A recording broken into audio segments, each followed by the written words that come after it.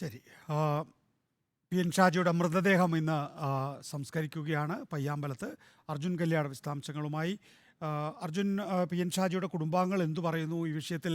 P N Shaji ഒരു ആത്മഹത്യാക്കുറിപ്പ് എഴുതി വെച്ചിട്ടുണ്ട്. ഒരാളുടെ കയ്യിൽ നിന്നും കൈക്കൂലി വാങ്ങിയിട്ടില്ല, ഇതിൽ യാതൊരു പങ്കാളിത്തവുമില്ല. അതുപോലെ തന്നെ ഷാജിയുടെ അമ്മ പറയുന്നത് അങ്ങനെ കൈക്കൂലി വാങ്ങിയിരുന്നുവെങ്കിൽ, കോഴ വാങ്ങിയിരുന്നുവെങ്കിൽ ഈ വീട് ഇങ്ങനെ ഇരിക്കുമോ എന്നായിരുന്നു അവർ ചോദിക്കുന്ന ചോദ്യം. അർജുൻ, എപ്പോഴാണ് സംസ്കാരം? എന്താണ് കുടുംബാംഗങ്ങൾ ഇപ്പോൾ പറയുന്നത്? നികേഷ് കുമാർ, പയ്യാമ്പലത്ത് ഈ ഷാജിയുടെ മൃതദേഹത്തിന്റെ സംസ്കാര ചടങ്ങുകൾ നടന്നുകൊണ്ടിരിക്കുകയാണ്. ഈ കുടുംബം പ്രധാനമായും ഇന്നലെ തന്നെ വ്യക്തമാക്കിയിരിക്കുന്നത് ഷാജി ഈ കേസിൽ നിരപരാധിയാണ്, ഷാജിയെ ഈ കേസിൽ കുടുക്കിയതാണ് എന്നുള്ള ആരോപണമാണ് കുടുംബം പ്രധാനമായും ഉന്നയിച്ചത്.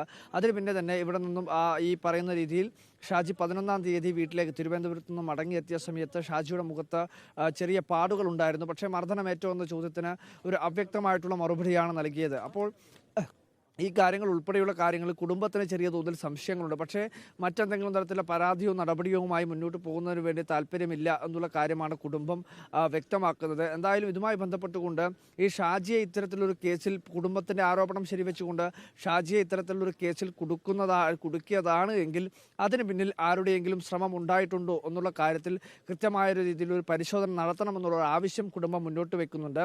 ഇന്ന് ഷാജിയുടെ വീട്ടിൽ സ്പീക്കർ AN ഷംസീർ അന്തിമോപചാരം അർപ്പിക്കാൻ എത്തിയ സമയത്ത് നമ്മൾ പ്രതികരണം തേടിയിരുന്നു. ആ ഘട്ടത്തിൽ കൃത്യമായ രീതിയിലുള്ള ഒരു അന്വേഷണം ഈ കാര്യത്തിൽ നടക്കും എന്ന പ്രതികരണമാണ് അദ്ദേഹം നടത്തിയിട്ടുള്ളത്. അല്ലെങ്കിൽ ഏതെങ്കിലും തരത്തിലുള്ള മറ്റ് പ്രതികളെ സംരക്ഷിക്കുന്ന നിലപാട് ആരുടെ ഭാഗത്തുനിന്നും ഉണ്ടാവില്ല എന്നുള്ള പ്രതികരണമാണ് നടത്തിയത്.